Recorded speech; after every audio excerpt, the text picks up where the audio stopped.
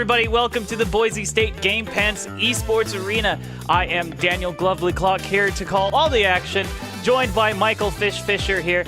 This is we are getting close to the end of the College League of Legends tournament, as well as the Mountain West Conference. Boise State currently sitting 7-0 in the standings. Tonight we're playing against Utah State, and here to help me call the action, Michael Fish Fisher. Welcome to the game, Michael.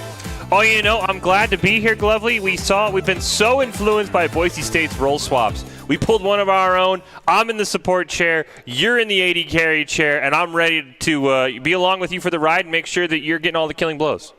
Well, now that we're here and ready to call all the action for this Utah game, Boise State came off an emotional victory against Nevada last night. They are something of a rival to the Boise State Broncos, so very emotional, very flying high. What do you think that's going to influence on the match today?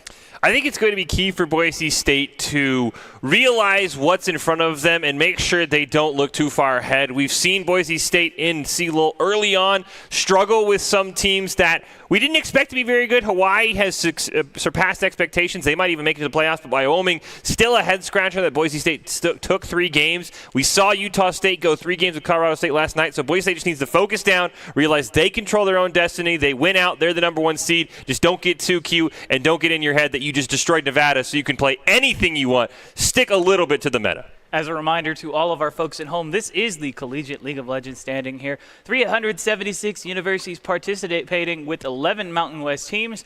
10 games are played round robin when the top 4 advance. The Mountain West Conference winner moves on to playoffs, and the playoffs happen in early March. And right now, Boise State in a very good position to move on. Some would say even uncontested. Yeah, I think the one thing for Boise State also is that, we've got 3 games left. As you see the standings here, it's against some of those bottom teams there, Fresno State, New Mexico, and then Utah State. Can Boise State maybe hide some things or maybe put some things out there, Glovely, that they're not going to play that get in teams' head? We've seen some teams ban Hecarim because they thought Ethug might play it. Maybe we see Red Hots on the Hecarim. Something maybe get out some bans against Colorado State and Nevada in the playoffs. That would be an interesting idea for Boise State as well in this series.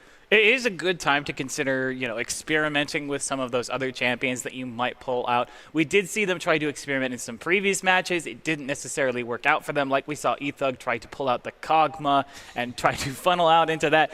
Didn't quite work. But of course, absolutely, you always still continue to take your opponents seriously. And Boise State probably wanting to maintain. Fun fact, they have been undefeated in regular season games here in the Mountain West Conference since 2019. Wow. I was not expecting that much regular season domination from Boise State. I mean, they've also had great success with Ethug moving to that 80 carry role. And the other thing we had talked about also, Glovely, is that we're on a new patch. Don't know if it's going to change much, but it is something to keep in mind that we did see some changes, especially in that 80 carry role, so we might see Ethug branch out just a little bit more. And speaking of that 80 carry role, let's have a quick look at tonight's lineup. We have Red Hots there in that top lane. Ethug is moving from jungle to 80 carry from what we have seen. Ascent in your mid lane position. Goblin moving up to that top lane. And Dean moving in at support. So champions and players all over the place here. But yes, we are moving into patch 11.4. That is the patch we'll be playing on. What do you think are the big implications of that patch to our current meta? To the meta as a whole, it's the Kai'Sa nerfs, obviously. She really got toned down. The only thing is we saw last night with Nevada, even with Kai'Sa available, Boise State and Nevada, neither of them picked her. So it is going to be interesting to see if she does kind of just absolutely fall off. Jhin would be next in line normally, but that's not something that fits Ethug's style, so I think we'll stay him on this bench as well. So we'll go on into picks and bans. And Boise State targeting down that Poppy jungle that Utah State pulled out last night against Colorado State. And it is a very effective champion. We've seen it wall off lots of dashes. Malphite actually going to be the first ban against Boise State. That's a bit of a surprise. Most teams will usually ban that Rumble first. Nautilus going to be the answer for Boise State, getting that away from Jeppy. Udyr also banned away. Uh-oh, indeed. That means Twitch or Rumble is going to be available. That's a bit scary to consider. Utah may be feeling a lot more confident than their record would suggest. Seraphine going to be the ban from Boise State, getting that out of the mid lane. One final ban available for Utah. Who are they going to commit it to? They have kind of put themselves in board. They are going to get rid of the Rumble, but that means the Twitch is still available and on the field. So Ethug, of course, going to lock that right in. you kind of baited yourself into that, Utah, so Twitch on the field. Yeah, the interesting thing is Utah State was playing Colorado State last night, as we mentioned, so I don't know how much of that series against Nevada they were able to catch. Maybe they caught a Sense absolute pop-off game on that mouth fight. We've seen Red Hots play it as well. Now he's in the jungle. He's not as strong in the jungle, but it's still a possibility, I guess. At least I like to try it to make it work. So maybe they were just baiting themselves. Maybe they haven't seen eThug's Twitch because it's banned away so often, but I don't think Boise State could have locked that one in faster. They're very, very excited. And now we'll see the Senna for Utah State. Little bit of a flex pick, can go support or AD carry, but that bot lane for Utah State, they should be on their favorite champions because eThug on Twitch, we saw one game of it, Glovely. He made things disappear. The Scion is also going to be picked up on the other side. Scion, Senna, maybe use that as a bot lane. Maybe your Scion's the top lane. He can go jungle. Heck, I've seen Scions go into that mid lane position and just use that bulk to shut down assassins. Gragas is going to be the pickup on the other side, and that is not only a great champion for the side of Boise State, but also something great to take away from the support. Yeah, we have seen a lot of the Gragas in the matches to the support for Utah State. Be interesting to see if it's Red Hots on that jungle Gragas, which he was playing really well against Nevada, or if it's on Goblin in the top lane, which he's experimented with a little bit as well. Tahm Kench is a very interesting one. I don't think we've seen Boise State play that, and he also sort of fits Boise State's game plan for I don't even know how many years to this point, Glovely, which is just pick flex champions. He can go bot, he can go top. You could even argue you could put a scent on him in the mid if they just want to let eThug just destroy everyone. That is a very interesting final pick for Boise State. There's the Trundle. I know Boise State's coaches had said, watch out for that Poppy jungle. Boise State takes it away. And so Trundle, very safe jungler. See if he can maybe get some tank stats away from Tahm Kench or Gragas to be able to survive and hop onto eThug. Let me tell you, I'm really excited about this Tahm Kench. He was the champion who initially got me out of bronze and into silver. Thank goodness. Thank you for Tahm Kench. Because I was a support main back in the day, but these days, still kind of waiting on that rework he's supposed to get from Riot as the Shen gets banned away by Utah State. But he's got some great tools in his kit. He's got a lot of survivability against burst. He can sustain himself with his thick skin, brings great crowd control to the table, and of course, the ability to carry a teammate across the field with his ultimate. I have a feeling that the teammates are going to be going in to save eThug, who will be probably 3 towers deep. And are you sure? I think that they're going to use this to carry eThug into the opposing team. That's it might do that as well. The Shen ban is interesting because we talked about it. Gragas could be top, Tahm Kench could be top, and Boise State does a really good job of baiting teams into wasting bans. Syndra ban, very interesting. Boise State seems like they want to maybe target down that mid laner now for Utah State. They're going to put the mouse on him as well. Seraphine, Boise State just does not like playing against that champion at all, so this is going to be very interesting. And it looks like Boise State might have actually missed a ban as well. They never banned their last one in... Oh, Utah State, sorry, they missed a ban. They're probably like, oh, we let Twitch through. This isn't going to be good. Can we retro ban Twitch? We're just going to assume that last slot is Garen since he'll probably never get picked anyway. Heck, it could be Teemo for all we know. Orianna going to get locked in by Utah. Generally a very good champion overall, very safe in the lane, has some great combinations with other champions. I'm not seeing too much of that here aside from maybe using the Scion ultimate to carry the ball into the fray. You could get a double knockup off of that, but it's a pretty hard one to confirm with. Boise State now going to have 2 more picks before Utah's final lock-in. Tristana going to be the pick. That's one we've talked about, eThug potentially going into an Ahri there. We've seen that being played in mid, but we've also seen that be played in the support role. Well, I think that might be a Tristana mid lane for Ascent. We saw him last season pull out the Lucian, that was meta. I know Nevada's mid laner had some Tristana in his match history as well, so maybe Boise State's experimenting with this double AD carry comp. I will say the one thing that maybe for the ball delivery system that is not as snappy and it is not as flashy as the Scion is if Trundle ults either Tahm Kench or Gragas, he can just sort of walk into the enemy team. He'll be pretty tanky, so that might be something that's who you put the ball on. And then there's that Renekton as well, so that does actually look like it's going to be a Senna Scion bot lane, which is very interesting because Scion should have enough tankiness to maybe survive that early eThug poke and put him behind. I think the biggest question for us, Glovely, is where are Gragas, Tahm Kench, and Art, and who's playing what? You know, that's a very good question. I'm trying to figure this out. For all we know, that Twitch could in fact be a support Twitch. We have seen the AP support Twitch go through before. Not necessarily in the hands of Boise State, but it has been played in the meta. with a Tristana AD carry, but honestly, get Ethug on the Twitch. It's a favorite champion he loves. We've seen Dean play Ahri as a support, so you send Tristana to the mid lane, I think, is what's going on here. As a reminder for everyone who's watching at home, this is Boise State up against Utah State University here in the Mountain West Conference going into game 1. Yeah, I'm going to guess it's going to be Tahm Kench in the top lane, Gragas in the jungle, and then Ahri support for that Twitch, and then Tristana in the mid lane, which is a very interesting combination for Boise State. Like I said, I mean, I think they have the right to experiment. They control their own destiny. I think even by my math, they can lose a game in CLOL and still have the #1 seed. I'm sure that's not something they want to do, so that'll be very interesting. And I will say that the one thing I did want to see from Boise State is I would have loved to have seen Goblin on a carry champion, something like I know Camille just got nerfed, or maybe a Garen, something to maybe give him his confidence back, because I'm not going to say he's been doing bad in the top lane. He's actually been doing very well, but we've seen some games where he's kind of getting dominated, and I'd love to see Goblin have one final game in his Boise State career in the top lane where he absolutely just pops off like we've seen him do the 80 carry role. So for game 2, I would love to see Goblin on a carry champion instead of just this tanky role of how can I get to Ethug and how can I get him into the back line, which is what it appears he'll be doing on Tahm Kench.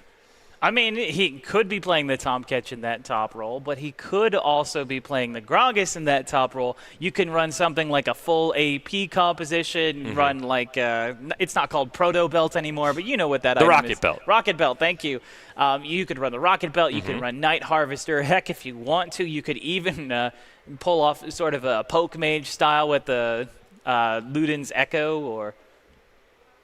Yeah, I mean, you could also put him on the Tristana, right? I mean, Tristana mid or top lane with Vayne is one of those 80 carries who we've seen flexed into the top before, so it's possible then you put the Ahri in the mid lane in her more natural environment. You can have Tahm Kench support. I mean, there are a lot of questions for Boise State's lineup as we get some of these stats that Boise State, I mean, you talked about the fact they haven't lost a Mountain West regular season game since 2019, Glovely. This is a big reason why when you see all the Boise State names on this leaderboard for the Mountain West. Now, to be fair here, Galaxy Savage leading the way in terms of KDA. Did only have one game to really get that out on that Kane. Absolutely destroyed, which is why he's also holding least deaths. But you can see right behind him, Dean at 8. Most kills, of course, went to Ethug overall in this conference. And most assists to Dean. So as you can see, also Red Hot's there, most assists, 3rd place. Lots of Boise State names on that board, and for a good reason. They've been a very strong team this entire semester, this entire season.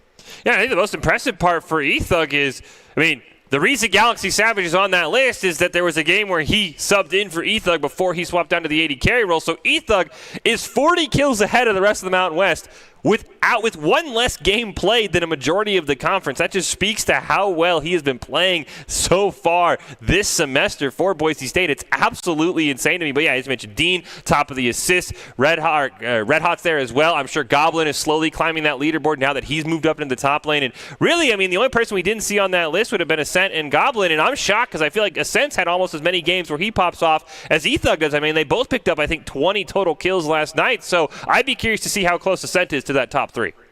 Honestly, I think he would be more likely to show up if it was that Rumble. We're going to have a quick look at Doc's keys to the game for League of Legends. Focus on a strong comp, play to your win condition, focus on what we've learned, and Ethug smash. Doc's keys to the game are brought to you by Count. Count's Identity Trust Global Network delivers real-time fraud prevention, account protection, and enables personalized customer experiences for more than 9,000 leading brands and payment providers. Quick and accurate identity trust decisions. Go to count.com to learn more. That's a pretty, I mean, you could just replace all the keys to the game with Ethug Smash. I mean, we just saw the kill leaderboard. He's got 148, most in the Mountain West. Probably going to hit 200. I would think at least there's a good chance he'd only need 52 in these last 3 series as we're going to go right into the game, and it does look like we're going to get that Tahm Kench in the top lane, the Ahri in the support role, and then Tristana in the mid lane. So a very interesting choice for Boise State. And for Utah State, as the underdog in this, I would expect a full invade, at least something to maybe try and send a message to Boise State. Nothing too crazy from the side of Utah State, but over on Boise State, that is a Ghost Teleport Hail of Blades Tahm Kench that Goblin is playing. So you were talking about putting him on a carry top laner. This would be an interesting way to do that, since you can stack up that passive very quickly with the Hail of Blades.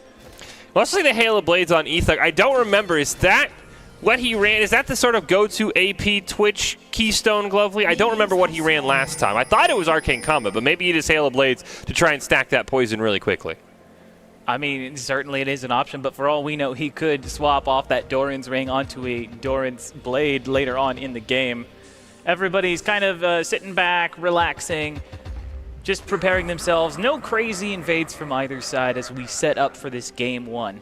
Production let me know that it was Hail of Blades that he runs. Just making sure. I'm not a AP Twitch connoisseur, and unfortunately I don't get much time to learn about it because Ethug got to play it once and it's been banned away permanently until today. So always nice to see him on that champion. And like I said, I think for Utah State, I want to see aggressive plays. I want to see something crazy go on. When you're the underdog, you've got to do something, and that's not walk into this bush. Oh no, someone's been caught out. Thankfully, bone plating is going to keep him relatively healthy, and it's actually Dean who takes more damage in that exchange. Boise State trying to pull off the aggressive maneuver. It ended up getting caught out a little bit by that fully charged Decimating Smash, but there's another charm. Boise State turning this around already. Not a full charge. There's the Ignite. Heal does go down, but it's not enough. First blood over to Ari. Another first blood in the mid lane as Ascent takes down Elkuno completely off screen. Yeah, it was interesting that Utah State re-engaged Boise State's bot lane, especially with Ethug down there now. Him and Dean have set up that very aggressive sort of bush gank, because sometimes, you know, I'll get yelled at by my teammates all the time when I am in the bot lane. Don't go through river when after you get done leashing. Take the safe route. Go by your tower, and that's exactly why you can get caught off guard there. And a great win for Boise State, and I'm surprised that Senna was able to make it away because she looked like she was dead in the water as well. Definitely, thankfully. Oh no, Ethug might have found it. There's the Ignite in that bot lane. Ethug takes it up. That's a double Ignite bot lane. I actually just noticed that. I was like, wait, that's not heal. That is not heal. So you can tell that this bot lane definitely wants to play up the aggressive Twitch play here. Red Hot's going to pick up his red buff now. Neither jungler has ganked, although we do see the Renekton and the Trundle sneaking into Boise State's jungle, trying to find a buff. But of course, Grog is starting on that blue buff side. They are not going to find anything. Ascent actually taking a bit of a beating from Elkuno here in that mid lane. Is going to be safe for now. Drops a bomb, but it will be alive. But here comes the Trundle. Pillar does not find him. Hops over, but it's not enough. Is going to get caught underneath the tower, so Cubstep very low. Red Hots comes in with a big body slam flash. Not able to take out Elkuno, but he'll be happy to take out his opposing jungler. Yeah, Red Hots has done a really good job on this Greg as we get a roam up.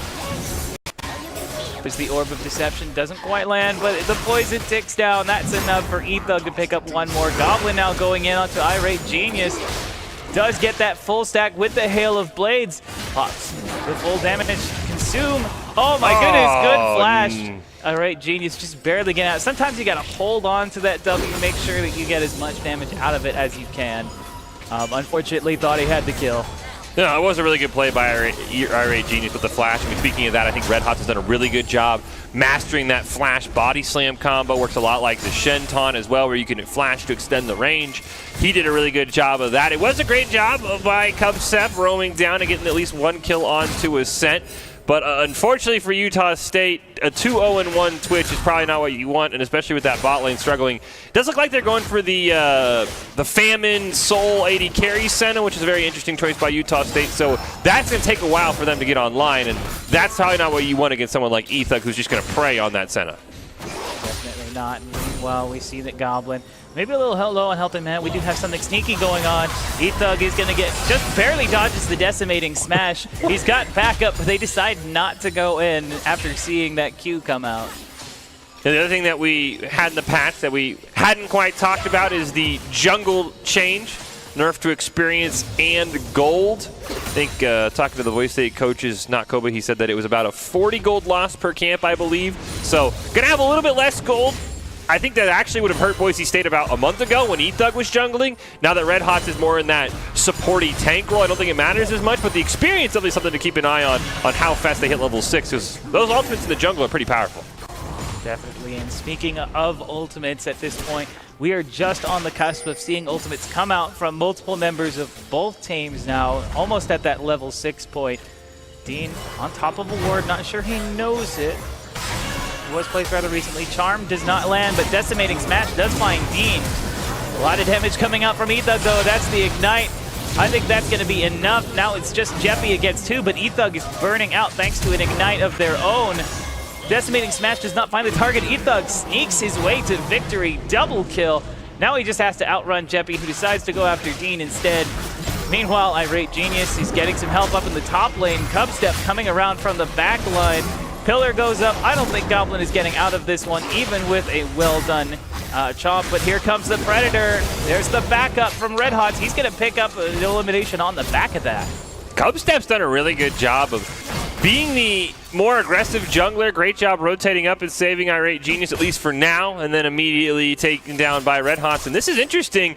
El Cuno kind of got blown up. We talked about he got absolutely annihilated off screen by Ascent, but ever since then it feels like he's been winning this lane, at least in terms, every time we go there, Ascent's at like a quarter HP and El Cuno's full. So very interesting that this Orianna has sort of stabilized now that she's hit level 6. And I think a lot of that is just kind of the ability to have that mana in your lane, something Orianna doesn't have very early on, and we may have spoken too soon. Good engage from Ascent.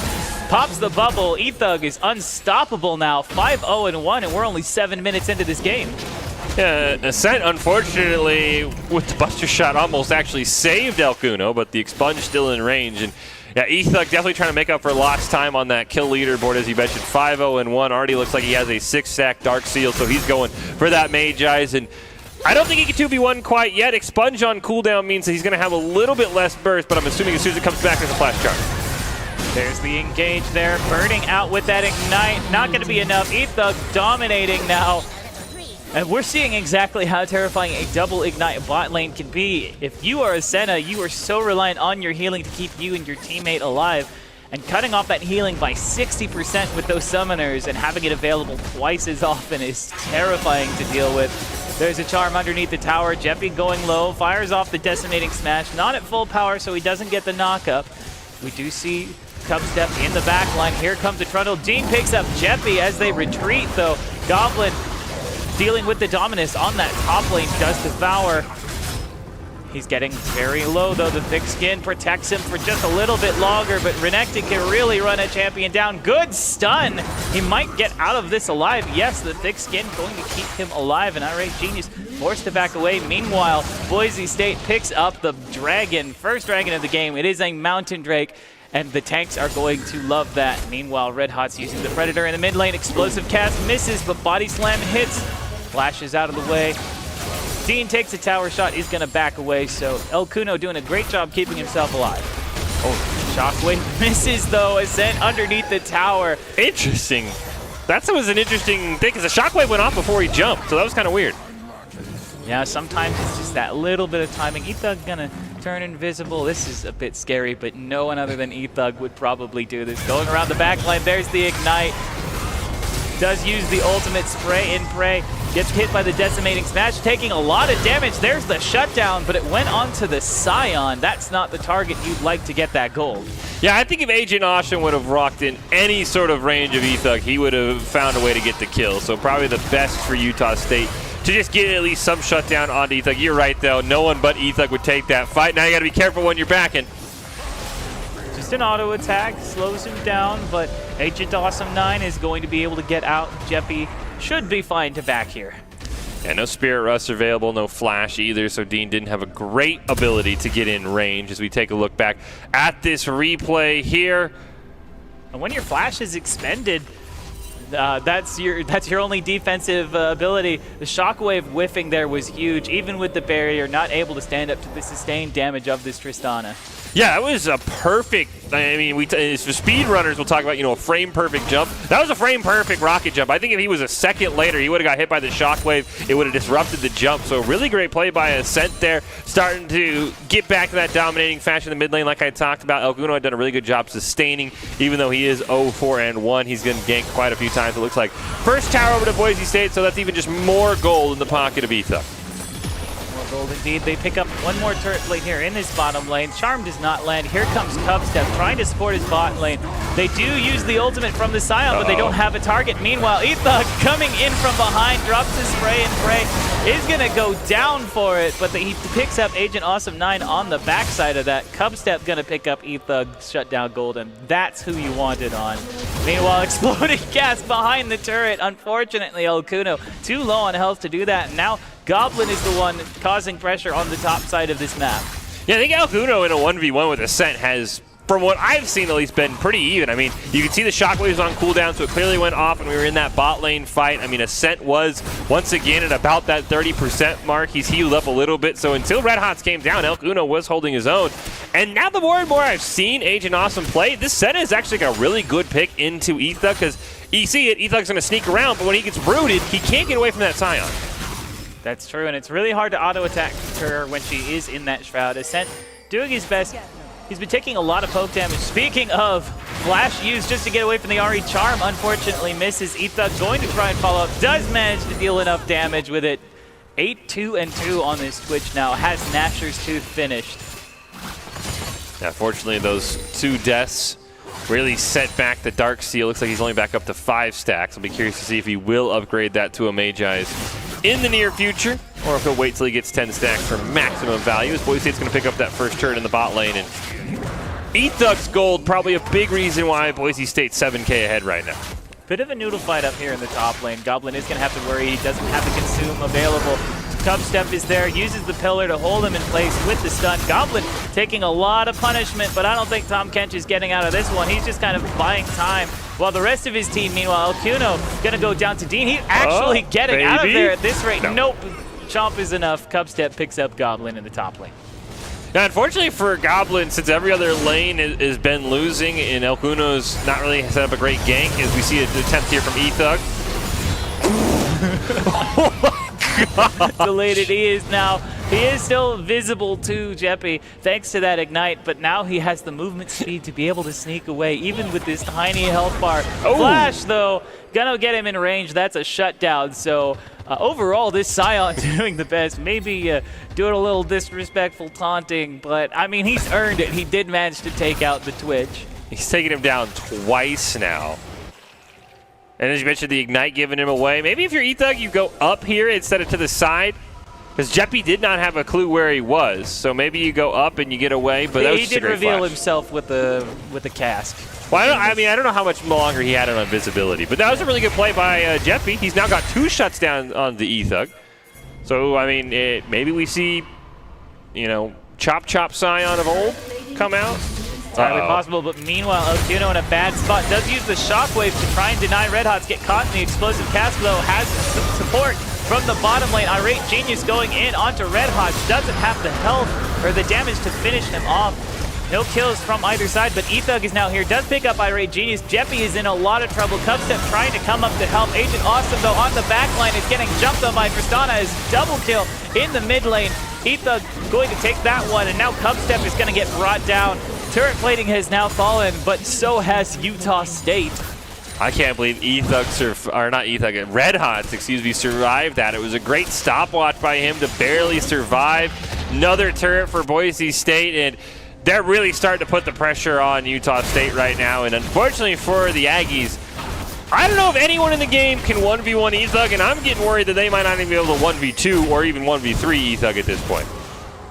That is true, but keep in mind that it's only been the Scion and the Senna, and they've always been the ones having to defend themselves from Ethug as the aggressor.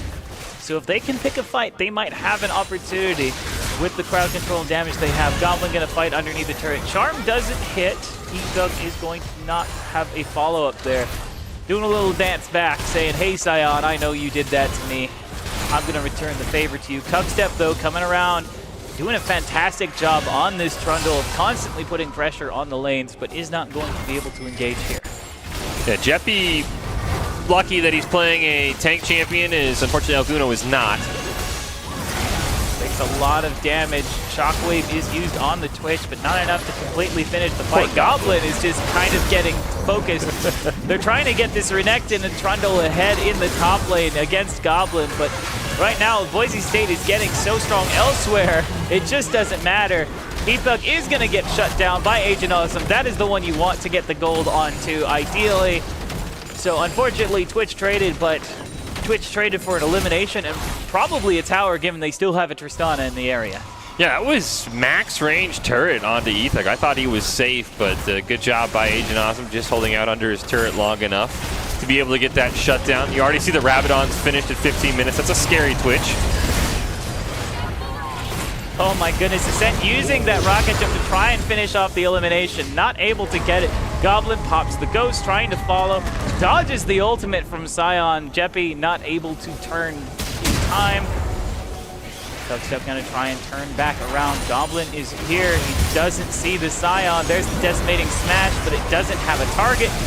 Devour, Ignite. Goblin is gonna pick up Cupstep for his team, and Dean is there to escort him out. Here comes the Renekton though. Irate Genius following up does get the stun, but they can't follow up. The snare is dodged. Speaking of things behind you, Ethug is here, putting some damage down onto Jeppy though. There's the ultimate back in. Ethug picks up Jeppy, but he's still alive.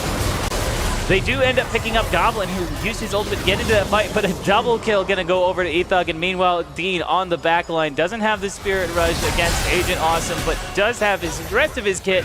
Doesn't land the snare, but Ethug still alive, able to pick up one more for his team. I just look at Ethug's build. I mean, he is just so far ahead right now. 16, 4, and 5. I mean, I talked about him getting 200 kills in the Mountain West. I mean, he could get very close just to this series, depending on how much longer this goes. I mean, Boise State already sieging down the base, so you have to think as soon as the Shockwave goes out. Shockwave only finds one, and it's not enough. Look at Cupstep help just dropping. Ethug on a rampage now. They do answer one back, but here comes Ascent. Ripping through on this Tristana is going to get stunned up by the Dominus. Is going to go down. It's just Red Hots, but Red Hots has Ethug over the wall. Flash fails. Ethug going to be unstoppable now as he doesn't have a Renekton in his face. Goes invisible to sneak around the backside. Jeppy forced to run away. It's just Red Hots against Agent Awesome. He does go over the wall, feeling aggressive today. Shut down. Ethug putting damage over the wall. My goodness, this, ladies and gentlemen, is why the Twitch gets banned so much against Boise State. 19, 4, and 6 on this Twitch. 10-stack Dark Seal. I'm just waiting for him to back and pick up a Magi, but he doesn't want to miss out on any kills. Yeah, unfortunately for Utah State, I'm sure they much would have rather had a Malphite or an Udyr anywhere in this game besides the Twitch. I don't think he'll make it through the next game. And yeah, now you kind of see why Boise State has 2 permanent bans against them, the Rumble and the Twitch, because Ethug and Ascent play those 2 champions just so incredibly well. It feels like teams don't have a chance if they let those through. Definitely, it is a champion that you can really struggle against. Honestly, it's not usually a struggle in solo queue. I mean, Twitch is pretty squishy. He's got a relatively short range, but when Boise State plays it, they play up that stealth, they play up that aggression to the point that you kind of mentally just have to run away because you're terrified of how much damage this Twitch is going to do to you. And that's the easiest way for Twitch to continue whittling down your health bar. Speaking of which, Snare does land, but Ethug dealing so much damage. Does get caught in the Decimating Smash and the Shockwave. Jeppy tries to ult in, doesn't find a target, gets charmed. Ethug continuing to get damage down. It's a double kill. Decimating Smash lands. Ethug triple kill now as he gets chased down by the Scion Ghost. Nice slow. The slow from the Venom Cask is going to keep him alive. Red Hots, meanwhile, Q over the wall. Ascent jumps to follow Goblin. They do catch Cupstep in the Devour. He is Grievous Wounds. He's going to get caught out. Ascent now picking him up. It's only Irate Genius alive left against the members of Boise State as Agent Awesome does respawn here to try and help. Isn't going to be able to get into range to help as Boise State picks up one more and a tower. Unfortunately for Utah State, I mean, Ethug has just hit the point where he is... No one can 1v1 him. I don't even think they can 1v2 him if they stand on top of each other. And it is insane to me. I mean, we saw him play a ton of Kindred in the jungle. Those skills clearly have carried over. I mean, Kindred probably the closest thing you'll have ever to an AD carry that doesn't play AD carry. I mean, just his ability to orb walk, make sure melee can never get to him. It's absolutely insane, and you can see why Boise State wanted to put him in the bot lane. Not because Goblin was having issues, but because Ethug is, at some point, just next level of the AD carry role. Red Hots might be caught out here. There's 2 members down to stop him from dealing the make that 3. Forced to flash away to get away from this Renekton. Could still try to steal the dragon. Doesn't quite get it. It was very close. They did not have Cupstep there. Ethug, though, is here. Does land the Venom cast onto all of their members, but now is in the back line. my goodness. What? Even with multiple members of the team on top of him, eThug survives, shredding through the front line and back line of Utah State. All 5 members are down. That's the ace for Boise State. Yeah, unfortunately for Utah State, they drafted, outside the Orianna and the Senna. Depending on how many souls the Senna has, her range does get a little bit further, but they have a very, very stick-together comp. The range on the ball delivery system is not very long, so as soon as that spray and pray and the venom cast go off, eThug's getting that poison onto 3 or 4 members. He hits the expunge, and they almost basically all just die at once. And with that slow, they do stay in position. We see the ultimate come out. They do find eThug. Is his health bar going to be enough? No. Shutdown goes over to this Renekton. Goblin's health bar is dropping low, but he does. Ascent does pick up the kill on the back line. Ascent is still here, though. Gets a huge buster shot off in the middle of the team. Is going to take one down. It does have the rocket jump. Uses it to get a little more space, but he's up against 2 members here. Decimating Smash finds the target, but triple kill in the other direction. It's just Dean against 2 now. Jeppy isn't going to live long enough to continue this fight, but Cubstep is still here, does have the speed up. Dean's not getting away, shut down. So Boise State maybe going a little too far aggressive, but they were on top of the Nexus. As you mentioned, the Twitch doesn't have a lot of health. If you can jump on top of him, he's very, very easy to take down. Kind of shocked that eThug hasn't opted for that Zhonya's. Looks like he does finally have the stopwatch in his inventory, so he'll have that momentarily at 24-5 at 12. I don't think he'll even be able to finish it, but that is the one, issue for Boise State's team is they have very squishy carries in the Tristana and the Twitch. I just don't know if Utah State can consistently get to them. Production has informed me that Senna apparently has 60 souls, so at this point, a pretty good number of souls as far as all things are concerned. We do see now Goblin up against Irate Genius here, but Goblin definitely getting the better end of this trade. On the other hand, though, I've got friends. Goblin has been focused on so much for this fight. All 5 members of Utah State concentrating here, but eThug's on the back line, ripping through the health bars. El Cuno is gone, but now eThug might be caught out. He does pick up a double kill on his way out, though. Good shutdown for Utah, but unfortunately, while all of this is happening, there's still other members of Boise State. Red Hots is here, followed by Ascent, who's going to pick up Irate Genius now. Top lane tower most likely going to fall here unless there's some serious help from Utah. I just want to know what Goblin did to anger Utah State. They sent 5 members to kill the poor Tom Kench for no real reason, and then eThug comes in, picks up a couple. Ascent comes in and starts to clean up the pieces. I feel bad for Goblin. It felt like, like I said, I wanted to see him have a good game in the top lane, and it's like Utah State just didn't want to let that happen. They've consistently been 1v2ing him or more, it feels like. In some ways, I think it might be an idea of they think maybe he's the weakest link on the team, so they throw everything they have at him to try and put him behind. We do see an attempted body slam there. Doesn't find Jeppy. They are going to back away. Boise State now taking down 2 inhibitors. 1 more tower available. Ultimate comes out from Jeppy. Red Hot is going to drop the explosive cast. Drops a third of the health bar of that AD carry. Meanwhile, Cubstep forced to back away. Ascent is going to get shut down by Agent Awesome. Meanwhile, Boise State re-engages. Jeppy is taking a lot of punishment for his team. eThug is going to be the one to pick him up. Pops the hourglass. Or pardon the stopwatch here. Goblin is going to pick up Agent Awesome, proving he is still very strong despite everything. Doesn't land the stun, flashes forward into the tower, and is going to get punished a little bit for it. eThug, though, picks up Irate Genius. Meanwhile, El Cuno, just trying to draw attention away from the Nexus, is going to go down to eThug. He's going to pick that up for a double kill. Boise State, as far as I'm concerned, has won this game a few times over now. Yeah, eThug is trying to see if he can put up the 30 spot. I don't know if he's going to be able to do it. The healing from the Nexus just too strong, unfortunately. Looks like he's still going for it. Nope, the minions are going to be enough. That's going to be the game 1. And this has been game 1. And eventually we're going to be seeing some top plays, and Idaho Army National Guard is the one responsible for sponsoring those. They invite you to take your impressive critical thinking skills into real time with more than 10 jobs offering a $20K bonus and your degree of choice paid for. The Idaho Army National Guard is the best team out there. Reach out on Twitch at iGuard Gaming. And that was game 1 of Boise State up against Utah State University. A bit of a rough game for Utah, to say the least. Letting that Twitch through, probably not the wisest move. No, Ethug was, I'm sure, very, very excited to get that Twitch picked in. I know that there have been talk of some some spicy comps. I know we had heard rumors of a Yasuo Sejuani bot lane at one point, but as soon as that Twitch was available, I guarantee you Ethug wanted that locked in ASAP. And yeah, for Utah State, I mean, we know that'll be taken away. I think we kind of saw their game plan, though. As you mentioned, Glovely, it's going to be continue to dive Goblin in the top lane over and over again. Try and get that Renekton ahead. At least that was their game plan. And then maybe use that to help out the rest of the map. Without Twitch on the table, maybe that's a possibility in Game 2, depending on how much they want to focus down Goblin.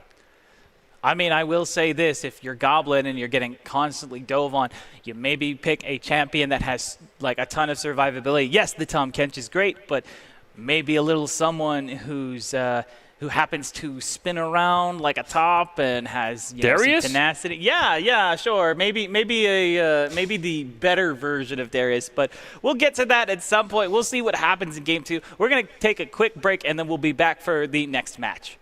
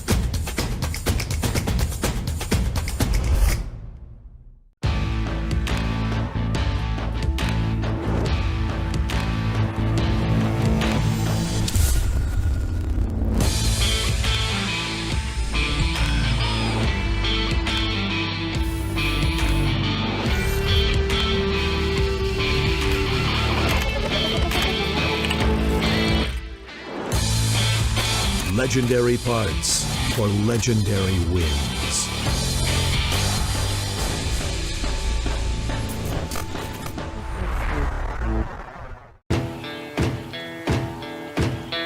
Here are a couple lessons I've learned over the years.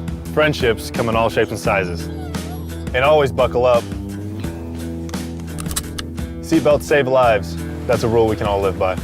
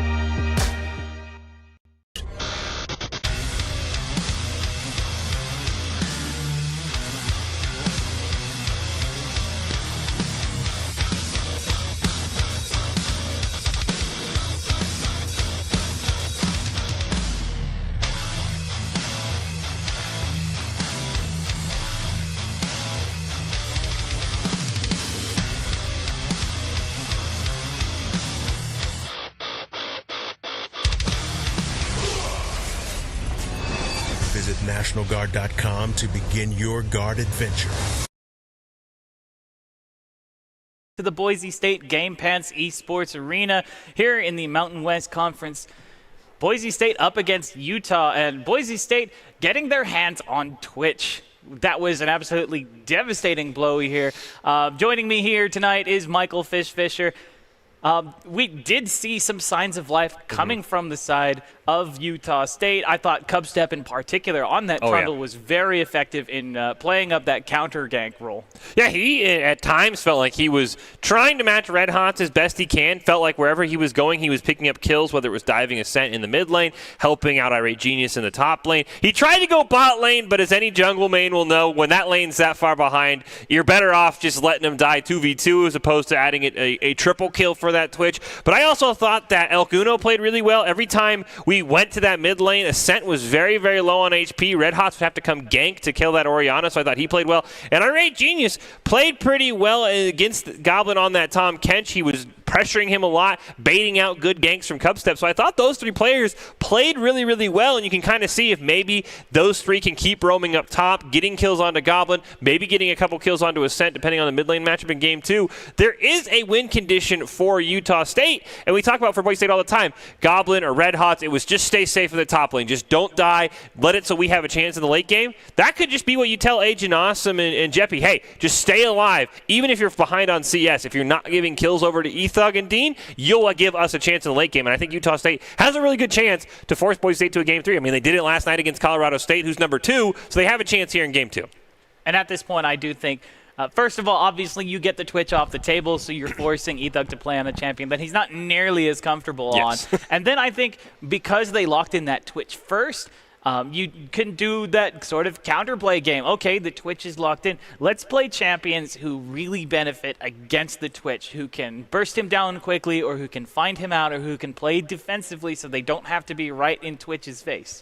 Yeah, I think the one issue for Twitch is Ethug plays it differently. I mean, there's tons of ways he plays it differently, but the biggest thing is he plays the AP build, which Riot has been sort of slowly pushing along, but I don't think a lot of players play it. And I mean, we saw him killing people over the wall because he just needed to get a Venom cask. They'd stand in it, they get 6 stacks, and hit him with an expunge. So that'd be the one thing that is sort of weird for these teams is you might not see an AP Twitch in your solo queue games. You just say, oh, he's Twitch, he's 80 carry, we just jump onto him. When he's killing you over walls and doesn't even have to see you, it's a different ball game. So I could just see also Utah State just not being familiar with AP Twitch because it's not played very often. I mean, it's one of the few champions that doesn't have a mythic item that has seen some play, and those champions that don't have mythic items usually are kind of in the dumpster right now.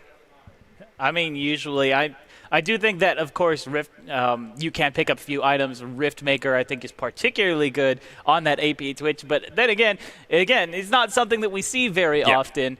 Not us personally or anyone in their solo queue games, but it does prove to be a very viable champion. So that Twitch is almost certainly going to be taken off the table. What do you think Boise State is going to answer with?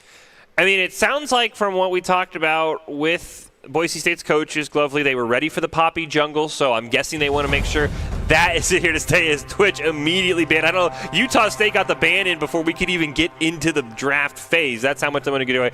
There's that Poppy. I would not be shocked if we see a lot of targeted bans at Elk Uno. We saw his Syndra and his Malzahar taken away. Would not be shocked maybe Orianna's on that list as well, because I thought he played it strong, and maybe the Renekton as well. I think focusing down Irate Genius and Elk Uno is going to be Boise State's goal here in the draft with Poppy gone. At this point, Boise State does have plenty more choices. Utah, of course, also having champion pools. Not something that we've seen here because obviously this is our first game against them this season. Rumble going to be taken away. That's not a big surprise to anyone. Udyr going to be the response by Boise State. Just want to make sure Blue Side doesn't have that early Udyr pick, and that might have been the reason they prioritized that over the Twitch.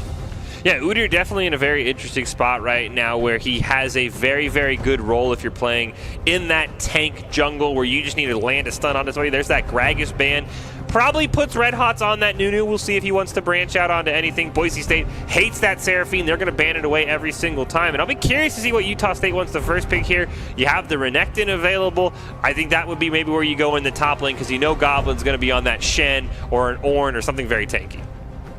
There are definitely a lot of options here. Lucian is going to be the one who gets locked in. That's one I've talked about being a good champion that could be picked up by Ethug. It's got a very similar feel to that Twitch with maybe a little bit more mobility and, of course, without the stealth, but still a very aggressive frontline auto-attack-based champion. Yeah, I mean, we've seen him, Lucian that is, go into the mid lane a little bit here and there. Oh, okay, that's an interesting choice. The Rengar Ivern, that is a bot lane for Boise State if I've ever seen it, Glovely. That has to be the Boise State bot lane. You cheese with the extra brush from the Ivern. That to me screams Ethug and Dean in the bot lane. I mean, I agree with you 100%, but I'm not going to discount the fact that we have also seen Red Hots play that Ivern before in the previous season. That is a jungle champion. But, I mean, like, if you want to play something absolutely crazy that's hard to deal with, Vi going to be locked in on the other side. That's not a champion you get to see very often either, but the Assault and Battery, excellent for locking down those tricky targets who have a troubling way of getting away from you. No, for Cubstep, I really like that pick in the jungle. It's going to complement how often he was ganking. Doesn't have the same instant mobility as a Trundle, but definitely with the Assault and Battery, as you mentioned, has the ability to lock down somebody like that Rengar. Thresh, a very safe pick as well. If it is that Rengar Ivern in the bot lane, you hit him with the Death Sentence, you hit him with the Flay, you're able to keep your Lucian alive. So I really like what Utah State's done in this draft. And Soraka for Boise State, that might mean that it is an Ivern in the jungle. Maybe you were right, Glovely, but that just screams something Boise State would do with that Rengar and the Ivern. So I'm curious where that Soraka's going. There is a lot of places this Rengar could go. I'm pretty sure it's not a mid laner. You could put it in almost any other role here. I wouldn't recommend support either. Malzahar going to be taken off the table, keeping that away from El Cuno. Maybe they're going to force him onto that Orianna again since they picked it up in the previous draft, but maybe they'll let something else through. So with the Soraka, it could be top lane Soraka. I mean, Utah State clearly thinks that. I mean, with the Soraka on the table, you usually don't ban Lulu. So that is an interesting one for Utah State. I guess they're also believing that it's not a Soraka support. There's the Renekton and the Malzahar for Boise State, so they want to make sure Irate Genius doesn't have that Renekton. Karma's an interesting choice. Boise State has Flexter all over the place. Her predominant home's in the bot lane, so something tells me something's weird here with this Soraka that Utah State's still banning supports. I mean, let me tell you, something is definitely weird. I've been seeing a lot of enchanters in the top lane recently, so it would not surprise me if Soraka is that top lane pick. Echo going to be picked up. At this point, except for the Soraka, they're all jungle champions. They can all be flexed in that jungle role. Red Hots has only ever played the Ivern, but you never know. I want to say I thought Ascent has played Echo once, so I'm going to think that is a mid lane Echo. It feels like you're right. Hey, we got the better top spinner, Glovely. It's that Darius. That's not you the were talking about it, right? Spinner. Guy who spins on a top. That's a discount Garen, yeah. Okay. But I will say I think Echo has shifted into that mid lane. Jungle's sort of his off role now, so I'd have to guess that's what it is. I'm really curious what Boise State's last pick's going to be, as well as Utah State's. I mean, the Orianna is still available. The Syndra would be available this time, but it's a Twisted Fate. I like that. That allows Cubstep and El Cuno to go into one lane at the same time. And I have a prediction. I think Goblin's going to have a very long game too, Glovely. I think that's where Twisted Fate's going to end up. And all right, I don't know what's happening anymore. Okay, I'm gonna just throw some theories here based on this composition. It's gonna be Draven in the bot lane, almost certainly. I would suggest Soraka as the support just to keep him alive through his struggling early game. Ivern in the jungle because Red Hots has played it before. Echo in the mid lane, and I'm gonna say Rengar top. I'm just really confused about the Soraka pick and then a Lulu Karma ban. That is the one that has me still spinning in the mud a little bit. I know Boise State has played those in flex roles. We've seen Ascent on the Lulu a couple times, so maybe that's what Utah State was worried about. I think you're right.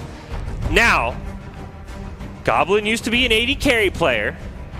What about you run Rengar Soraka in the bot lane, and you put the Draven in the top lane?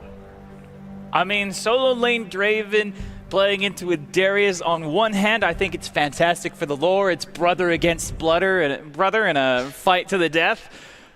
But on the other hand, like, Darius is a terrifying lane bully, and Draven doesn't exactly have a lot of tools to escape from a Darius. You have some movement speed. You can get the knockback with your E. I mean, you do have some tools. You know, just about everyone has some tools. If nothing else, you'll always have access to Flash or Ghost or something like that. But what in the world is Boise State planning with this composition? I have theories, but we can't confirm anything until the actual game starts.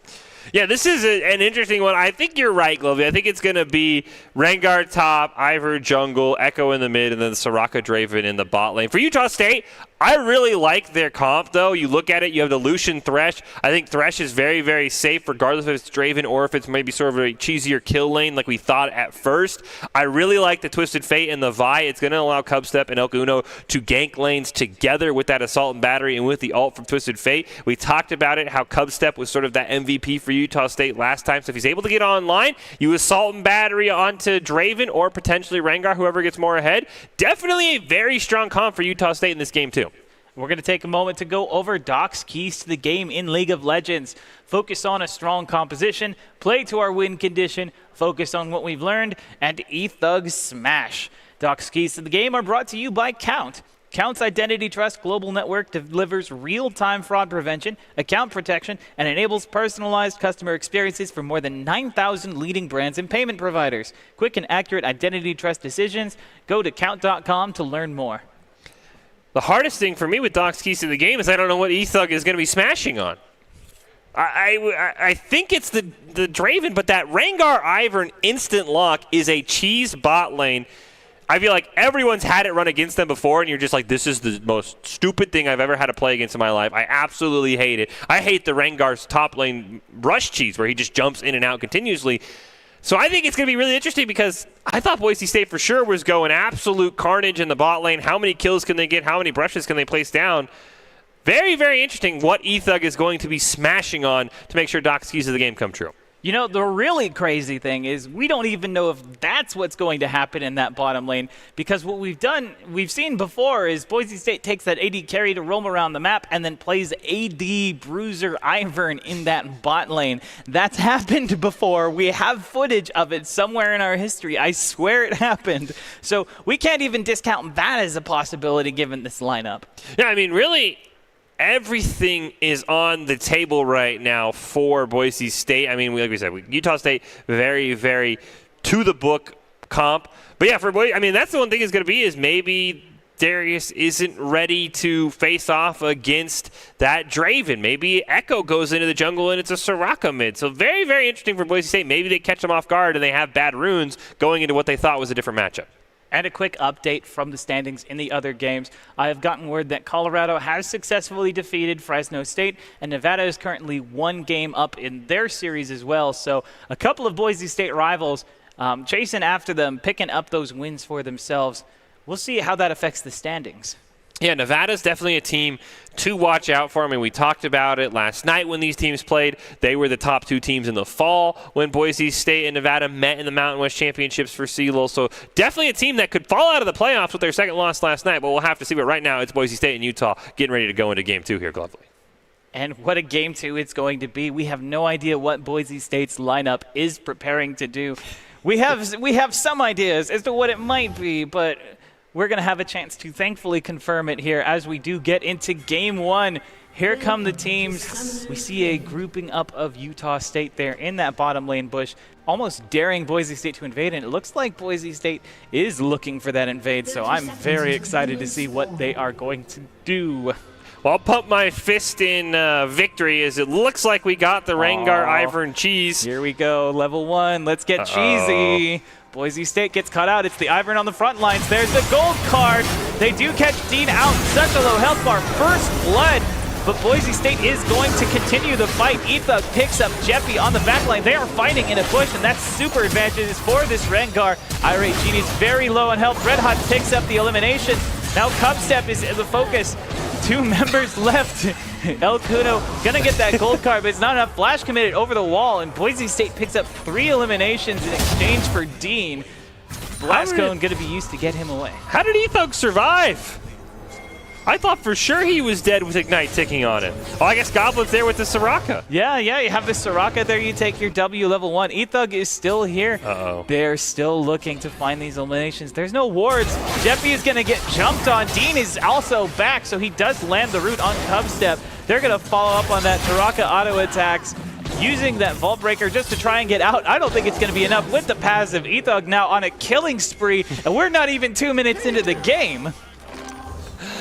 I mean, you mentioned it at the start. I mean, the biggest downfall for Utah State is they were ready to go. Dean face check, they get the quick elimination, but they just kept fighting in the brush, and that is totally an advantage for Rengar. And now, looks like you're going to see a buff steal here from Red Hots on that Echo, which is very interesting because that kind of goes back to his mid lane pass. So Boise State on some very interesting picks, but when you think about it, a lot of them do make sense.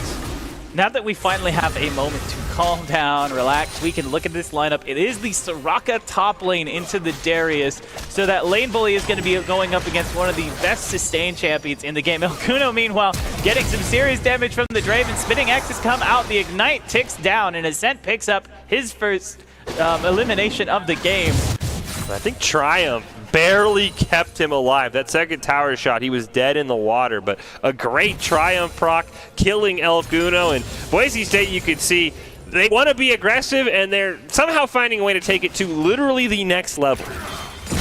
I mean, certainly getting that many eliminations in a level 1 fight, big for Boise State, especially since some of their members only survived by the skin of their health bars there. Jeffy does get a nice play, dealing a lot of damage. Hook lands onto Dean. Death Sentence not going to hold him in place long enough, but they do chunk down half a health bar. That is the downside of this bottom lane. You are melee range, and if you get shoved under tower, there's no access to bushes. Meanwhile, Ascent forced to run away from Irate Genius, who flashes for it. Does get the decimate, but El Kuno is going to be the one to pick up the elimination. There's the death sentence onto E-Thug. It does find a target, but Red Hot here in the back line has the damage. Red Hot is going to pick up that elimination. Agent Awesome now trying to run away, but those passive jumps from the Rengar allowing him to continue the fight. Conqueror going to stack up a lot, but not quite enough to pick up the Lucian. I am personally shocked that E-Thug walked away from that. I thought for sure he would pick up the kill and then trade off with the tower, but I guess at 3-0-2, he wants to keep his bounty alive. He's still only level 2. He's level 2. He has 3 eliminations. He almost has more elimination. He almost had more kills than he had CS. He has his Sheen right now. He isn't level 6. If he had ultimate, he absolutely would have gone under that turret. I guarantee it. Irate Genius forced to back away from his Soraka, not able to deal enough damage. That silence going to work him away. And Boise State, an explosive early game here. Like I said when we first saw this Rengar Ivern come out, though, I do think Thresh is a really great pick. I mean, you talked about the amount of damage you can do, but the Flay, the Death Sentence, both those can kind of hit E-Thug and stop him from that continuous Bush Wookiee just spam. And so that's something that's going to put a lot of pressure on the Jeppy, but if he's able to pull it off, it's going to cut significantly into the damage that bot lane can do. Speaking of damage, El Kuno is going to take a ton from Draven, who is always a menace for early game damage, but in a solo lane even more. Definitely even more. He doesn't have a whole lot of protection, but he doesn't really need it. He just has to watch for when the gold card is coming up, and he can continue to pressure this lane. And mostly those cards are being blue cards just to try and keep the mana available so he can continue to clear these waves. So great choice shoving in this Twisted Fate by Ascent. Yeah, we do see, looks like Boise State's pinging a gank on Darius in the top lane. We'll see. Doesn't look like bot lane's going to have any action. Echo and Soraka, but we get a gank now from Cubstep. There's the shield. E-Thug is going to get caught by a Death Sentence, jumps into a bush using Cubstep. The exhaust comes out onto Cubstep as well. The Ignite comes down. Is it going to be enough? No, they do get the shutdown. Meanwhile, in the top lane, elimination also goes over. Red Hot's on a killing spree now. Is he going to get bled out? Yes, he is. So that Darius passive, great double kill in the bottom lane. Shut down onto Red Hot. So Utah is starting to turn things back around. A great job by Cubstep. We talked about it, how in game 1, he was all over the place trying to make up for that just atrocious start that he had where he died twice before he could even get a jungle camp. Great job roaming down, picks up a double kill for his team, and at 0-3-3, he's not really worth a lot. As we see some of the gold numbers there, you can actually see Agent Awesome, despite the insane start from E-Thug, actually has a 500 gold lead. Not bad at all. We now see here in the mid lane, El Kuno continuing to get shoved under the tower. Gonna take 1. Gonna take 2, spinning axe. Will he find a 3rd? He will not. Just gonna continue to stack up those axes, continue to build as much League of Draven as he can, but Cubstep coming in from behind, Jeffy from the side, moves into the minions to try and block the play, but the engage is enough. They do commit a flash for it, but they're gonna pick up an elimination. They give it to Jeffy. Yeah, well, unfortunately for Utah State, we saw it in game 1 a couple times, haven't had that ability to realize you have a kill secured, everybody stop attacking, make sure your carries can pick it up, but they'll take a kill regardless there. Great job shutting down Ascent, giving El Uno a room to breathe, but Red Hots is there. He is. He doesn't get the stun, but the flash is committed just to get El Kuno away. Good job getting that mid laner away, but now you've lost your flash, and Ethug wandering through the jungle does get the slow on the Cub Step. Bone plating will keep him alive for now. Can use the Vault Breaker, tries to go back in. That's not necessarily the smartest move. Does survive with the Trigger Seed backing him up. Ethug gonna take that tower shot with no problem. Red Hot's coming into the jungle. Is going to get caught by the death sentence, but it's a 3 versus 2, even with that Twisted Fate potential. Agent Awesome, though, going to pick up an elimination for himself. Boise State maybe biting off more than they can chew. 2 of them go down as 4 members collapse on Boise State during the attempted evade. Yeah, great job by El Uno using that Twisted Fate ult to help his team out. Thought Boise State might try some cheese on the way out of the jungle with Ascent and Ethug. That's not going to be the case. And Utah State has done a really good job of, after how game 1 went, as we see Cup Step going to walk into this. Does use the Vault Breaker to get over the wall. We also see a flash. Ascent following up, does flash for it. League of Draven picks up the gold for himself. Speaking of gold, gold card lands onto Ascent, who's now caught out against 3 members. And another gold goes down as the Zonia's Hourglass is popped. Ascent gonna get caught out by El Kuno. Hook lands onto Ethug, but here's the stun from Parallel Convergence. Jeffy caught out, is gonna go down. Ethug picks up that one for himself.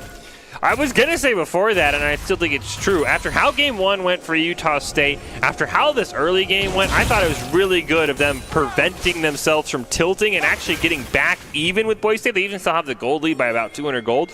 Cub Step, unfortunately, not having a great a game as he had in game 1, but shout out to Utah State for keeping their heads in it, because a lot of teams, after you get blown out in game 1 and then you give up 5 kills really to Ethug, 3 kills, 2 assists in the first 2 minutes, a lot of teams are just giving up. Great job by Utah State hanging with it and making Boise State work for this one. Sometimes it is that mental that really pushes the teams above and beyond. We do see one of the great things about having an Ivern on your team is that you essentially get 2 buffs every time you drop a jungler. Every time you drop a jungle buff, so they are going to use that Q to engage onto Agent Awesome, but it's not going very well. The exhaust is dropped onto the Rengar. Ignite came out. It is ticking. He does get away with a sliver of health. Meanwhile, Ascent gets caught out by a gold card. There's the Assault and Battery. Ascent's not going to live through that. Cub Step picks up the elimination. Now Boise State moving towards the spot lane. Agent Awesome is able to get out. There's the Parallel Convergence. Doesn't find a target. Boise State now going to work on trying to get as much damage on the spot lane tower, pick up some plates for themselves. Yeah, but will do a good number for Boise State to close that gold lead. As we talked about, Utah State actually in a pretty good position. I know Agent Awesome had a decent lead on Ethug about 5 minutes ago, and I'm sure that's still growing at 4-0-2. Red Hots is just going to be able to spin to safety. It looks like Boise State should be able to get 2 plates here, so just some extra gold to keep that 4-1-4 Rengar healthy enough to have the ability to one-shot Agent Awesome. Say what you will about this game, but Boise State actually faltering in gold lead in several of their lanes because of their focus on trying to get these eliminations and just being so aggressive. You can see up in that top lane a 20 CS disparity between the Darius and Soraka, and boy is it weird for me to say that. 10 CS advantage over to that, or pardon, not quite 10 CS, but a slight advantage. On the other hand though, Boise State's jungler is going to go for this dragon. They might be setting up for something. Jeffy is caught out. He is rooted. Ethug able to set up another bush for Rengar to get away. He pops the On the Hunt to try and get away, but Irate Center is there. Irate Genius going to use the Ghost. Ethug is caught out against 2 members. Good knockup, but unfortunately not good enough. There's the Parallel Convergence onto El Kuno. Does commit the ultimate to get away. Flashes to escape from Cub Step, and now Boise State not gonna have to give up this dragon. Yeah, unfortunately for Boise State, their biggest problem right now is that Goblin has opted for the barrier flash, which is very smart play into Darius as the Soraka, because you're not going to want to stay in melee range for long, and if he catches you, you're probably dead. But not having that teleport means all Goblin can do in fights like that is ult and hope it keeps people alive. He's not able to join the fight in any other way, as Assault and Battery is going to land on Ascent. Gonna take a lot of damage from that Vault Breaker passive. Keeps himself alive. There's the ultimate and the ignite. Ascent actually picks up the kill on that one, playing safe under the turret. Red Hot is taking a lot of damage from Darius' passive. Thankfully, Parallel Convergence is going to keep him healthy enough for Soraka to heal him. Both sides walk away with no kills. Yeah, great job using that tower for Ascent. I will say, with those 4 deaths, we get a look at the replay here. Barely able to survive. Great use of the an Ignite and the ult, and the tower does the rest of the work. I don't know how much money he's made from that League of Draven passive, because he's been consistently ganked enough. Every time you die, you lose a portion of those stacks. That is true. Even though he's been getting a lot of these eliminations, I don't imagine the gold can be collecting too much, even if he's consistently picking up those stacks from the spinning axe that he throws. Boise State may be looking for something cheesy here. They do find a target, but they're going to get caught in these death sentence. Ethug taking a lot of damage as he's forced to back up. Unfortunately, his first hop was to the ward as he's going to go back in. Good trigger seed keeps him alive, as does the heal. Able to back away here now, Ethug. About half health here, but they could go for Jeppy. There's the jump. Ethug gonna pick Jeppy up. They jump back away. And now it's just Agent Awesome with a very low mana bar, and Ethug able to heal himself up. Yeah, it looks like Ethug, to my knowledge, has the ult up if he wants to go chasing. I don't think he's going to need it, though. Boise State commits to a tower dive. They get the shutdown underneath the tower. Parallel convergence finds Elkuno, is trying to come down on the backside. Pops Lazonia's Hourglass as well to protect himself. It's not going to be safe enough. Red Hot pops the ultimate. Daisy comes out. Ethug now on a killing spree, 7, 2, and 4. Meanwhile, in the mid lane, Irate Genius finds Ascent, but it looks like Raven is proving to be the stronger brother right now. And Boise State going to pick up the bottom lane turret and put at least some healthy damage on the mid, if not take it. Yeah, if Boise State gets first tower, Ascent should be able to maybe get one more plate. Jeppy's got to be careful here as the death sentence lands. Good play, is able to get out from the Piercing Light Trigger. He keeps too much damage coming down. There's the box. He's caught under the tower. Does take a lot of damage, but thanks to a good heal, is going to survive. Red Hot's on the side just to protect. And low mana from Dean means there's not going to be a lot of protection. They are going to have to reset. Yeah, Boise State only held back by their mana bars. Didn't see where Elkuno was in that fight. I guess he didn't have the ultimate online, just barely on, or no, looks like it does online, so maybe he should have joined that fight, tried to help Agent Awesome, as that shutdown bonus going over to Ethug is probably the last thing Utah State wanted, is now that Rengar is 7, 2, and 4, and eventually he's going to get to the point where he will one-shot anyone that is not Darius or Thresh. What happened was, in the early stages of that fight, we saw him come down through that tri-bush. Unfortunately caught out by Red Hot during that fight. Ascent just trying to tiny back, but he's got 3 people in his lane right now. Does have a spinning axe whirling about in his hand. Unfortunately, it cancels itself before he's able to get that stack, but does have some attention coming. Thankfully, he's got backup in the form of Dean and Red Hot. He's going to keep himself safe. Yeah, Boise State, now that that bot lane turret's taken down, Ethug and Dean going to be able to basically go wherever they want, and Agent Awesome's backing on a ward. Oh, there we go. Feels bad, man. Feels bad. Did a really, Utah State for about the first 12 minutes did a really good job. Then when they were ahead, they, instead of trying to play safe and push some of those advantages, like you mentioned, the CS lead in the top lane, Agent Awesome had a pretty good gold lead. They kept trying to fight, and that's where Boise State has started to pull away. I mean, certainly, if you want to push your advantages, picking fights is usually a great way to do it. Ascent very low on health, or pardon, very dangerous position. Parallel convergence comes through and does stop any attempt at an engage from Jeppy. But with a very low health bar and a full tower, full wave to deal with that tower, I think Boise State gonna have an easy time. Nope, actually the wave clear is gonna be pushed away. Boise State does not commit to that, and it's a good thing. Irate Genius coming down, trying to find a fight. Question for Utah State, is Ascent's gonna get, no, they turned around. Oh man, if Jeppy had kept going forward, he could have found one. Now he's gonna pay for it. Red Hots, though, is gonna get found out, uses the ultimate to push himself back, a good chrono break. Parallel convergence just come out, nothing to target. Ethug does find a lot of damage, is unstoppable on Elkuno now. Red Hots with a tiny sliver of health survives thanks to the intervention from Soraka. Dean now is taking Cubstep, and Irate Genius gets Goblin on the other hand. Flash over the wall, but Flash follows. Ethug still dominating. Agent Awesome, the only one alive in this fight. He gets taken down as Boise State picks up that double kill. Now they're going to be able to move to that mid lane. Does have the On the Hunt available. Underneath the tower, Darius is going to get caught out. As we can see now, this fight really just scattered across the area.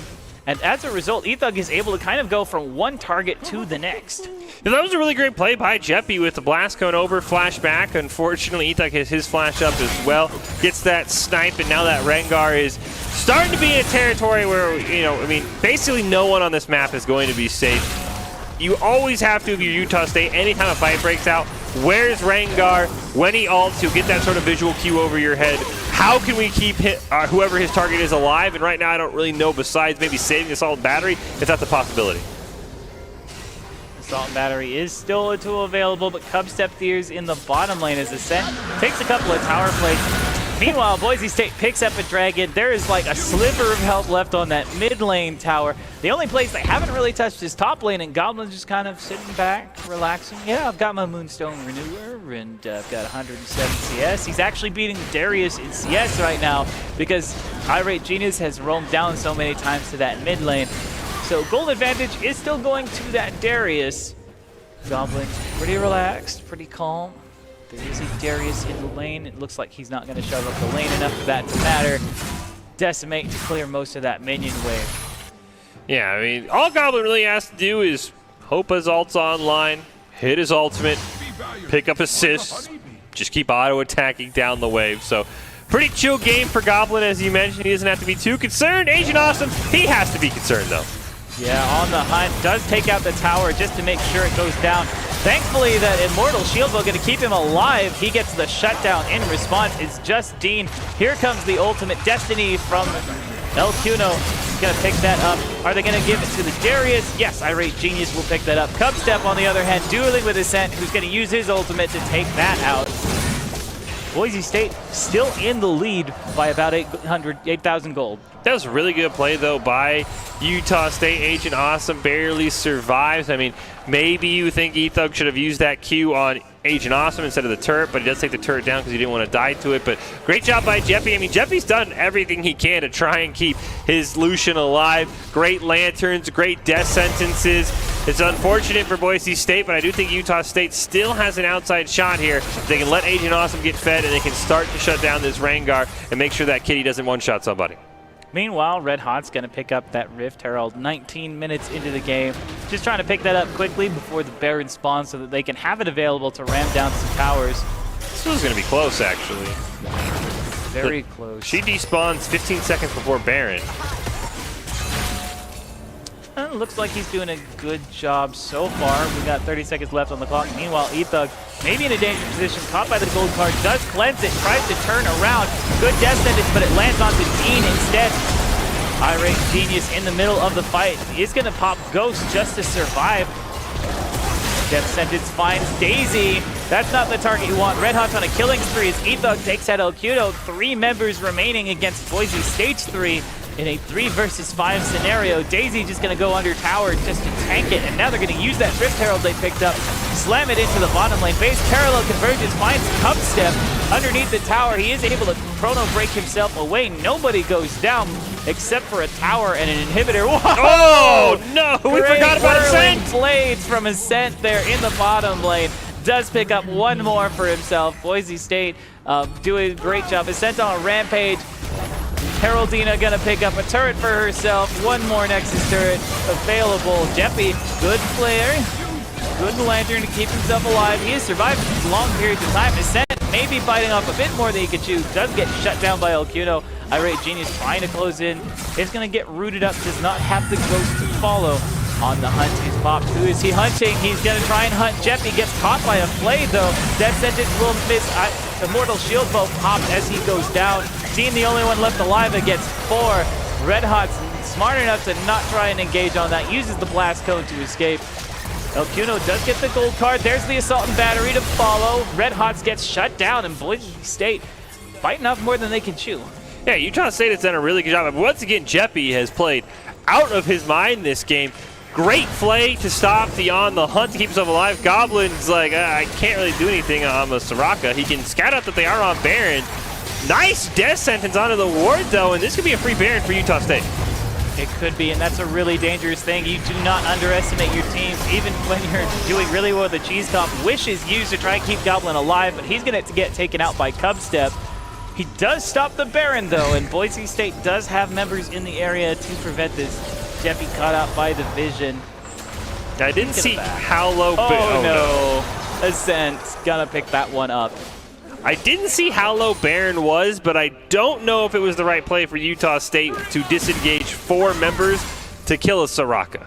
Yeah, I mean, let's be honest, in terms of supportal combat, you just give that to the Thresh, the rest of your team, have them sit on top of that Baron to take it, because now there's an Ivern and a Rengar doing a great job taking on this Baron, using that vision, using the flushes to constantly reset the Rengar passive, but we do see, oh no, oh no, Dubstep is going to get caught out. There's the parallel convergence, doesn't find a target, Flash is used to get Agent Awesome out of there alive.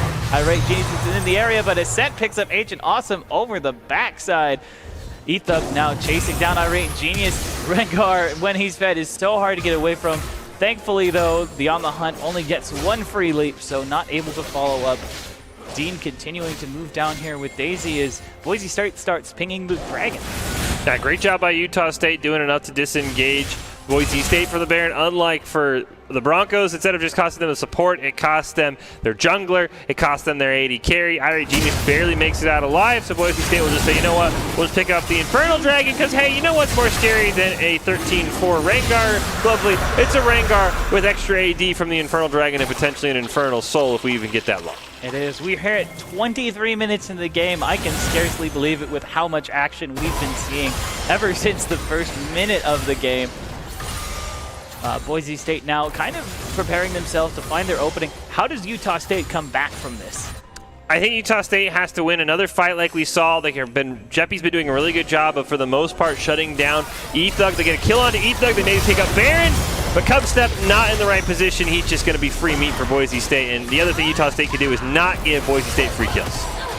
Facet does keep him alive for an impressively long time, but on the other side, there's a Soraka. Red Hot's perfectly content, stay sustained with that. So Boise State now pushing their advantage on that bottom side of the map. On the hunt, popped. Hello, El Cuno. There's a good gold card. Is going to get popped, but cleansed immediately. Ethug slaying him for his 14th kill of the game. Meanwhile, Boise State continuing to push into the base. Ascent taking a lot of damage. Shield Bow only keeps him alive for so long. The shutdown goes over to Jeppy. Meanwhile, Irate Genius uses the Death Sweep to heal himself a little bit to try and stay alive, but there's the parallel convergence. Death Sentence saves him just barely as Red Hot's not able to finish the kill. Jeppy's done a really good job. He's filled in the support role. If you look up in the dictionary, I have a picture of Jeppy next to it because that is exactly what he has done. He has supported his teammates. He has prevented them from dying at all times. He has played really well. Unfortunately, Boise State's carries and Red Hots and Ethug just have too much damage. They'll take down that bot inhibitor tower. And for Utah State, like I said, the game plan had to be stay in your base, farm, not feed Boise State free kills, and unfortunately, they weren't able to do that in the last 3 minutes. Yeah, unfortunately, they don't have any tanks available for their team. They've chosen a very aggressive composition, and really, Thresh the only one tanky enough to be considered a tank at all, and not really Darius even a tank. has a dead man's blade. He's got a dead man, sure, and I guess there's some help on the Stride Breaker, but that's not a tank. That's a fighter. It's totally different. Terminology is important and stuff. So let's continue talking about how Boise State has been playing this. They're kind of taking things slow, or at least at this point, On the Hunt is popped. Ethug trying to close the gap. Does find a target thanks to the trigger seat to finish him off. Oh, no. A good lantern pulls Cubstep out of the way from getting dominated himself as Irate Genius trying to close in on the map. If they get a good gold card, they could shut down this Rengar. I mean, you said it, Glovely. Fed Rengar is one of the most unfun things to play against as an AD carry. Pulls him into the parallel convergence, though. Red Hot's on a killing spree. Jeppy now in a very low state of health. El Cuno does get a gold card onto one target, but Red Hot's going to use that Zonya's Hourglass to keep himself safe under the turret. He takes a few turret shots. Trigger Sheath's going to keep him healthy. I think Boise State pretty much has this one in the bag. Yeah, no shenanigans this time. The Broncos will wrap that one up. They'll take down Utah State 2-0 here. Move to 8-0 in CLOL. All very impressive. And yeah, I mean, there just really wasn't anything Utah State could do. They had their, I would say, about a 3 or 4 minute window where they've had what looked like an ability to get back in. Great play by Goblin. He's going to go underrated because we really never saw any of him. But being able to full disengage Utah State off that Baron is what allowed Boise State to end that game so quickly.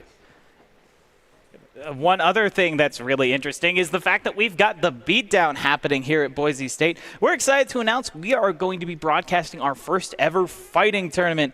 If you are interested in competing in Street Fighter V, Tekken 7, Dragon Ball FighterZ, or my personal favorite, Smash Ultimate, you can sign up at smash.gg/tournament/thebeatdown Boise State.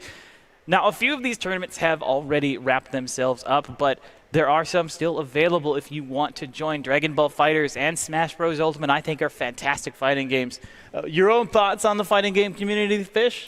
This fighting game is one of those games I really never could get into. I know we have that Fighters of the Storm cabinet behind you, Glovely. I think there's a fighting game of some kind on there, and I played They got Street Fighter. Yeah, I played some kind of, I think it was Street Fighter against some people, and I'm just like basically smashing buttons and hoping something works out. I was just never that good at those button spammers. Smash Ultimate, I think everybody's played some Super Smash Brothers, so I would definitely that would be my game of choice. But fighting is one of those where I love watching the fighting game tournaments. I think that's one of the coolest scenes.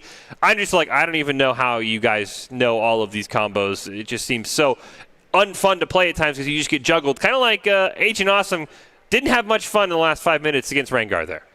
Definitely not. We saw how effective that particular combo can be, just using those wishes to constantly set up the Rengar passive over and over again. Yep. So with that being said, what do Utah State and Boise State take away from this match?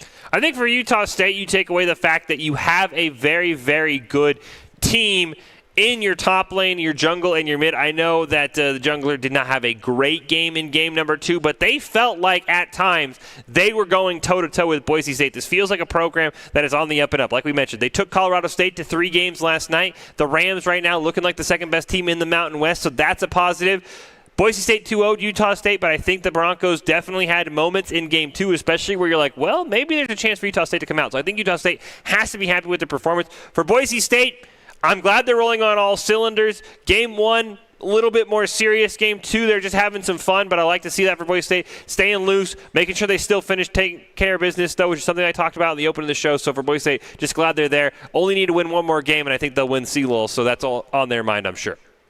Definitely. With those playoffs, with this game with this game finishing up, Boise State now 8-0 in the standings. I think we can pretty much confirm they're likely to go to the playoffs here for the Mountain West. So at this point, we do have still a couple matches available for Boise State, but they're pretty confident going into these future games.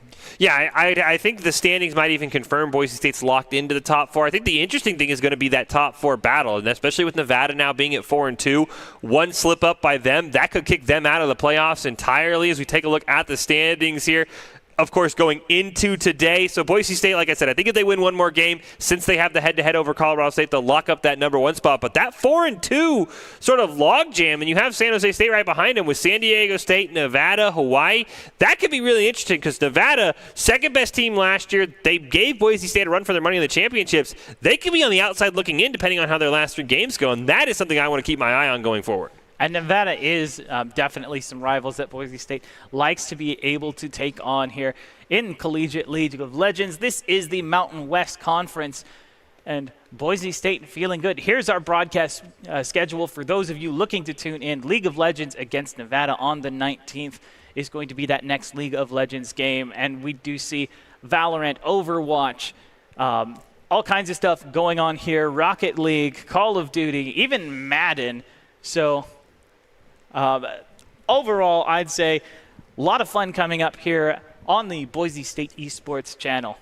Yeah, we've really gotten, and now that all the teams are playing, it took Overwatch a little bit for NECC to kick off, but now that all the teams are playing, we've got that consistent schedule, as you mentioned. Call of Duty, Madden, Rocket League, Valorant, Overwatch, League of Legends. Every week you're going to get at least one of those, so it's a ton of fun here for Boise State, and for the most part, the Broncos have been pretty successful in all of those games, and that's always nice to see as well.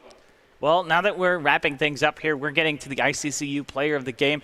Who's your pick for the number 1 player, Fish? It's a tough one. It's really tough. Probably Ethan. I don't know the final math, but I think he ended up at like 45 kills. I said he had to get 52 to get 200, and I was like, hey, maybe he can do that in the next 3 games. He almost did it in one series. I know the rest of Boise State played really well. I always kind of joke about how the player of the game goes to the guy with the most kills. This time he probably deserved it, though. I mean, certainly getting that Twitch available to him in Game 1. You don't give the Twitch to Boise State. This is why we've got lessons that are being taught here today. The Rengar, though, definitely a bit of a surprise for everybody involved, but proving no less viable. Yeah, I think it's interesting that I think Draven is a champion that Ethug, I'm sure, would love. It has that high damage early. We'll see who the ICCU player of the game is. Anyone's deserving. Maybe you give it to Goblin for just chilling out in the top lane and dealing with all the ganks, but you got to give it to Ethug. The man was a walking highlight reel in this match. Definitely. Actually, it's going to go over to Dean, who did have some very impressive performances in both games. First on this Ahri support in Game 1, and then on the Ivern, setting up Ethug in both games to be this massive carry. And sometimes it's that utility that you really need to appreciate. Yeah, I mean, most AD carry players will tell you you only go so far as your support. Very rarely are you winning 1v2s. Ethug tried as much as he could in Game 1. Yeah, I mean, Dean, we've seen him bring out the Ahri. I think it's a really fun champion that gives him a lot of damage. And then, of course, being willing to say, hey, yeah, you know what, I'll play Ivern in the bot lane, and all I got to really do is put shields on you and put some bushes down Ethug. So, you know what, great job by Dean being adaptable and, as you said, allowing Ethug to become the menace that he was in this series. The player of the game is brought to you by Idaho Central Credit Union, who believes a great player makes a team more successful, just like Idaho Central is helping members achieve financial success. Dean is the Idaho Credit Union player of the game for Boise State up against Utah.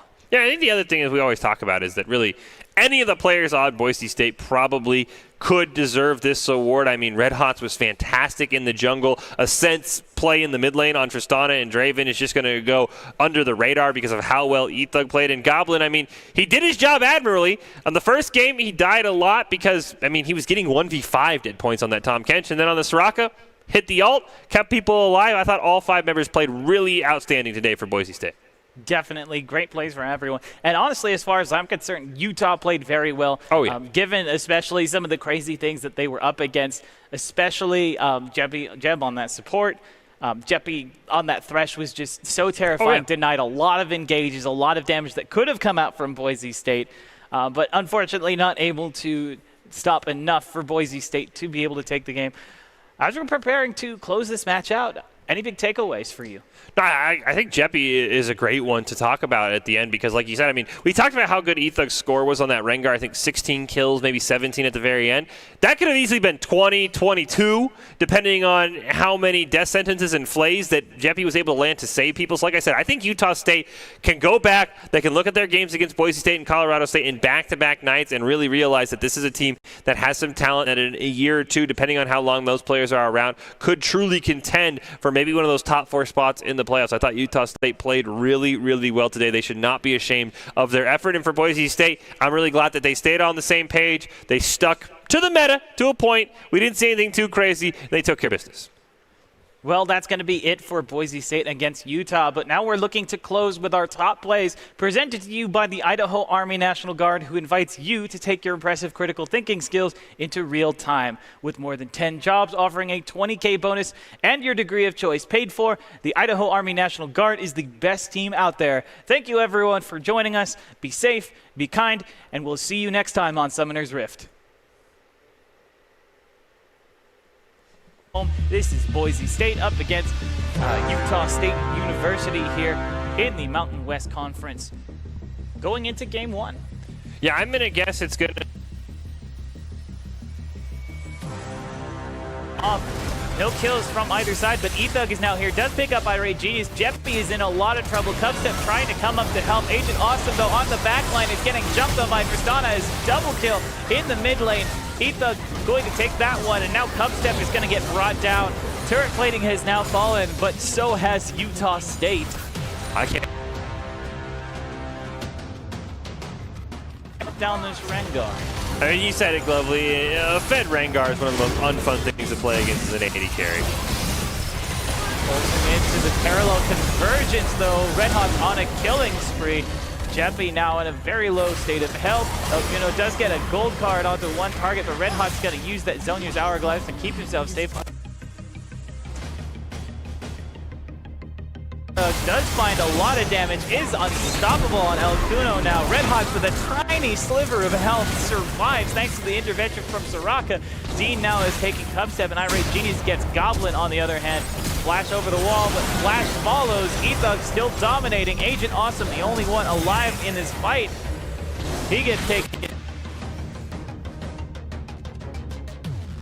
I get it, was very close. They did not have Cubstep there.